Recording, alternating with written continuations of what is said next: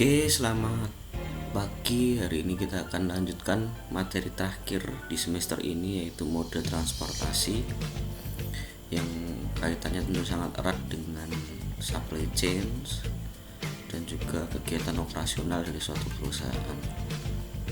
Mode transportasi bisa dibagi menjadi 3 ya: darat, udara, dan air. Kita akan bahas satu persatu tentang mode transportasi ini. Ini adalah mode transportasi di darat. Gambar adalah gambar sebuah truk bisa mengangkut barang. Nah, biasanya truk ini banyak dipakai karena fleksibilitasnya paling tinggi. Fleksibel istilahnya seperti itu. Bahkan bisa menjangkau tempat-tempat yang terpencil. Kalau misalnya kita di darat pakai kereta cuma bisa berhenti di stasiun tentunya. Kalau truk bisa kemana-mana. Keunggulannya adalah bisa menghubungkan end to end, atau dari satu titik ke titik yang lain dalam proses transportasi ini. Kemudian transportasi selanjutnya adalah kereta. Kereta ini mode transportasi yang reliable ya, sehingga on time. Secara delivery dia bagus karena biasanya sesuai jadwal. Kemudian kalau secara matematisnya dihitung, nilai ekonomisnya bisa digunakan kalau jaraknya lebih dari 300 mil. Itu baru ekonomis kalau pakai kereta. Kemudian kalau pakai kereta bagus jika volumenya besar, karena bisa bawa kontainer banyak dengan kargo yang banyak. Ini bisa dilakukan dengan satu kereta saja. Kemudian kapal sekarang ini transportasi di air ya, biasanya dia adalah di samudra gitu, melewati samudra. Ini tentunya sangat cocok untuk Indonesia, negara kepulauan, karena transportasi laut ini harus jadi andalan karena Indonesia pulaunya banyak, sehingga harus perlu paham karakter dari transportasi laut. Memindahkan kargo dari satu pulau ke pulau yang lain gak bisa pakai cara yang lain kecuali dengan transportasi air jika antar pulau.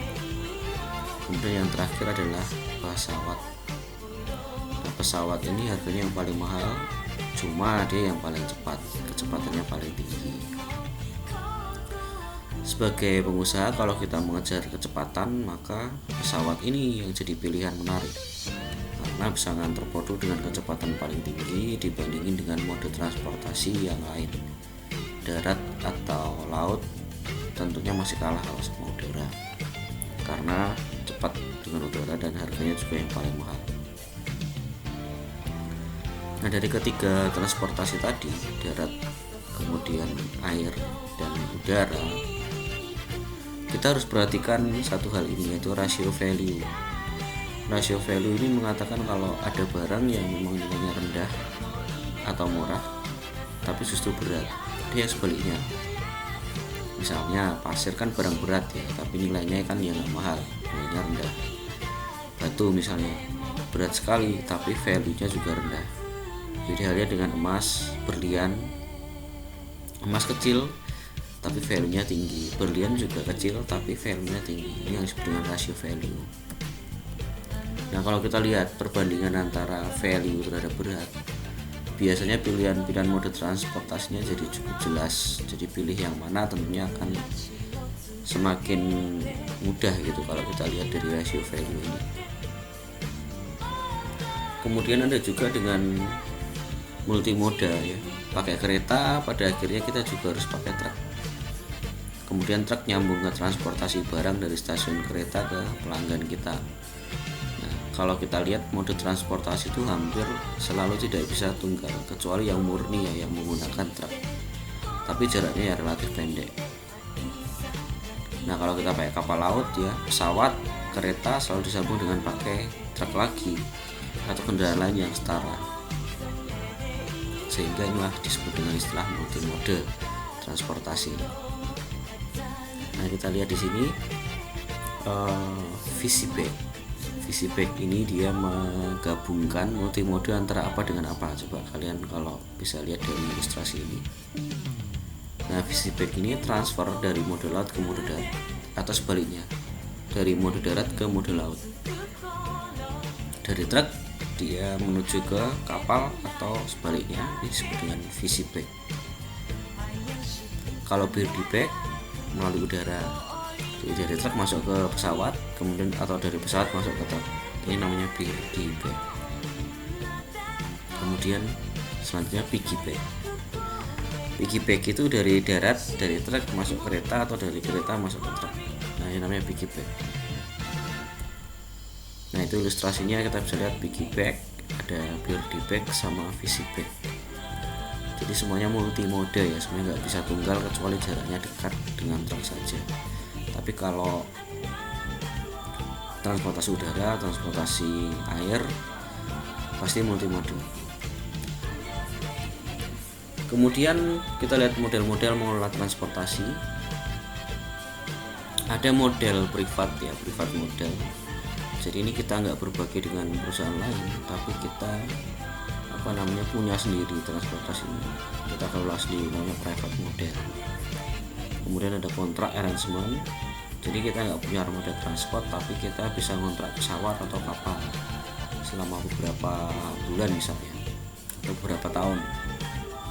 Jadi kita punya kontrak dengan perusahaan truk, artinya eksklusif perusahaan truk itu akan melayani kita.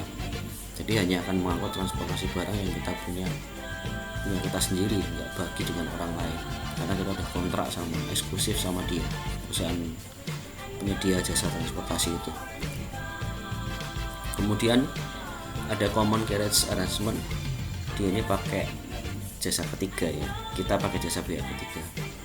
Barang kita ya pasti akan digabung sama orang lain, tapi ya kita nggak terlalu peduli karena yang penting barang itu sampai dengan aman. Ini kayak misalnya kita kirim barang pakai JNT atau pakai Pos Indonesia, kita percayakan ke penyedia layanan pihak ketiga itu untuk mengirimkan barang kita udah percaya, yang penting barangnya sampai, kayak gitu. Ini yang common carriage arrangement. Nah, oke, terima kasih untuk perjalanan satu semester ini.